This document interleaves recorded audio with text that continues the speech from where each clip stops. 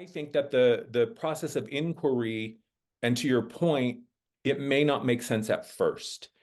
And if you are like I am, a bit of a perfectionist, a bit of a type A, loves to achieve, loves to get it right, in the beginning, it was frustrating because I didn't know what I was looking for and I didn't know what things meant. So all I did, and this would be my advice to anybody, just document regardless of what you think it does or doesn't mean. So I was like, when I asked this question, okay, I felt something that felt red, and I was just using colors and shapes when I didn't have an understanding of how else to describe it. It felt sharp and pointy and red. Or when I thought about this, my left arm twitched. Okay, I'll just write that down. Okay, when I thought about this, I got that pain in my right hip again. So anything and everything, whether it was a memory, a thought, my mouth got dry, my ears rang, like I was being exhaustive.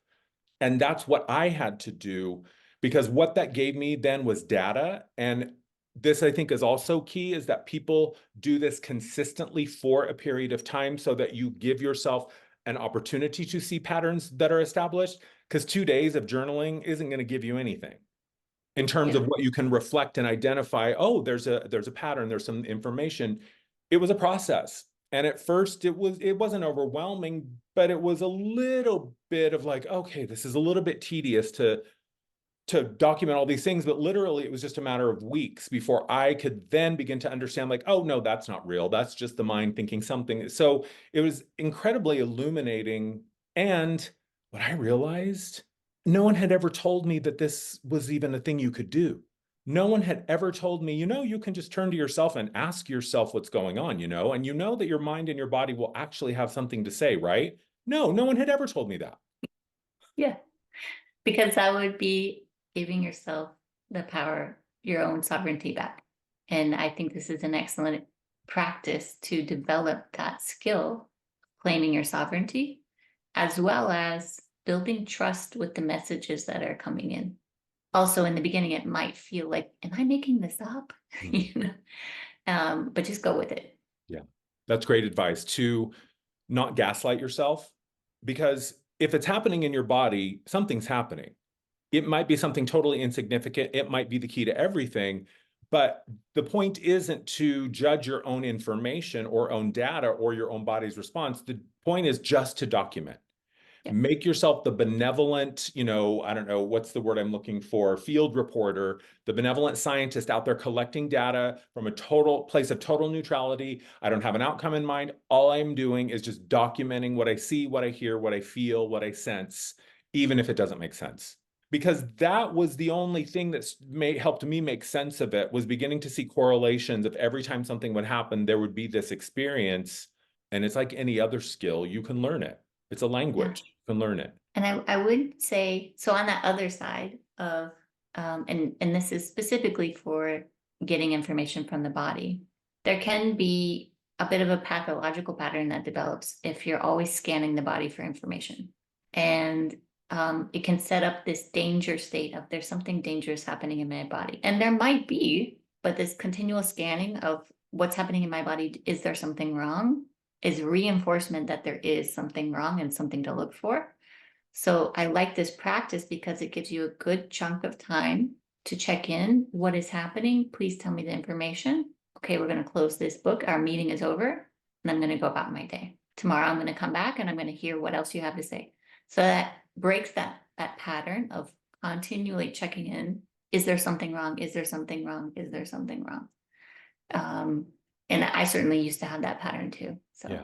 And that's a huge one. And I appreciate you acknowledging that, because I think that it's so easy for the pendulum to swing to the other side, right? We go from not paying attention at all to being so granular and micromanaging of it that everything then is a potential issue. And I love your suggestion that people put parameters around it. And that reminds me of another tool that I can share with people. And this was for me something that I found to be really useful once I began to identify my little anxiety monster, the part of me that holds the anxiety. Now, this may not be a beginner's exercise. I think this would be maybe more useful for someone once they have established a pattern and a practice where they are able to observe themselves being triggered into anxiety, where I would just basically, if the anxiety was chronic and it was overwhelming to the degree that I couldn't think, or I was distracted, or it was just sort of consuming, I would give myself 15 minutes in the morning and 15 minutes at night. And I would sit down and I would actually activate my anxiety. I would think about something that made me anxious. I would set a timer on my phone for 15 minutes, no less than 15. And the reason that we do the timer is if your skeptic pops up and says, "Oh, this is stupid. What are you doing?" Say, "Well, I don't know, but we're doing it until the timer goes off. So here's a cookie, be quiet." And so what I would do is I would sit down, I would activate the anxiety, I would set the timer on my phone, and I would ask my little anxiety monster, what is the worst that can happen? Go.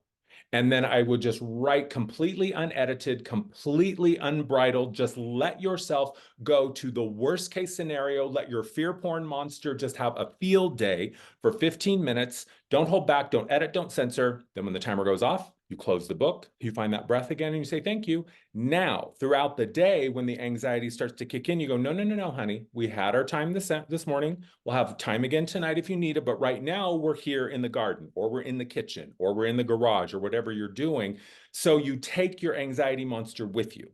You give it a parent, and your intention is to protect the monster, to reparent the monster, to remind it that all is well, even when it thinks that things aren't. And that for me was incredibly powerful because it gave me the authority. It didn't fix the anxiety right away, but what it did give me was a way to corral it and say, no, honey, you had your time this morning. This is my time, and I'm not going to go through the day anxious. You're welcome to stay with me. I'm not excluding you. You can stay, but the anxiety is what has to go. Yeah. I found that to be incredibly powerful because it gave me someone to rely on myself. It, like you said, it began to rebuild that relationship of trust because I found for me that was a huge one. Was like the body was like, well, I've been telling you what I want, but you don't listen. So what am I supposed to do? And it really did help me. I mean, it was like kind of couples counseling with myself, really, Yeah. essentially, what it came down to. Yeah. Well, that's beautiful. I mean, I think that's quite a powerful practice. And I would only add that when that anxiety monster shows up in the middle of the day in the garden, maybe pulling in that breath or the movements and using that grounding in the body of I'm safe in this moment. Our anxiety time is not right now. Yes, I love that. And that was another thing that I would do is I would say, no, see, we're fine because I can breathe. See, we're fine. My breaths are long. They're 5.5 seconds each or whatever the thing is. No, see, it's fine because I'm looking at the sky. The sky is blue. The birds are singing. We know that if the birds are singing, that means all is well.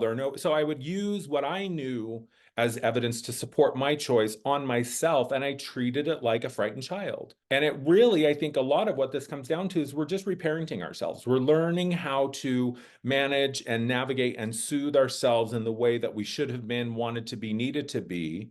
And, not to the detriment of any of our parents. I mean, my parents were great, but I think even the most well-meaning parents are still going to mess their kids up somehow. You don't know. How do you know?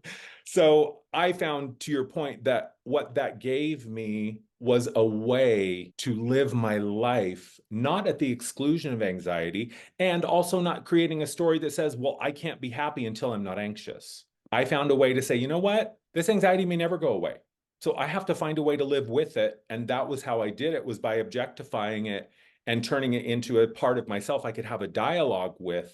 And that for me was the only thing that worked, was just showing myself that I'm trustworthy and that I'm going to give myself what I need when I need it. Yeah. Beautiful. Yeah. And it's a practice, right? For That's sure. why we call it a practice. Some days you get it right. Some days you're a million miles away, but you still show up and you still practice. Yeah.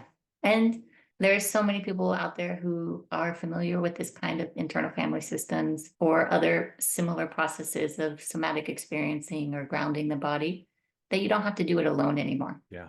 Yeah. And I know of many, yourself included, I know several friends who do breathwork groups, and there's so many ways to access this kind of support. And the beautiful thing is that I have found, as one who is currently not in a place geographically where I have a group of people I can go hang out with physically, but what it does, and even these virtual groups, it gave me tools. It gave me things so that I could then manage my own process.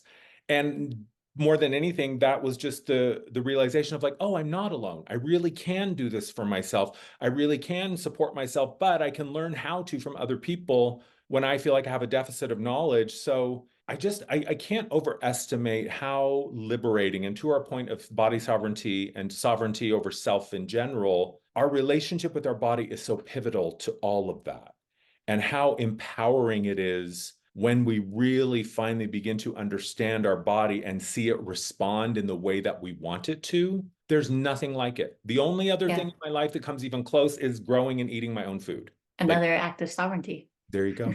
There you go. And I think that that's what the body wants, because my experience has been that when I am actually exercising sovereignty in a very real, objective way, my whole system celebrates. Yeah. Like it Same. innately wants that. Yeah. It's fascinating. So we're the only ones that can begin that process. No one can make you.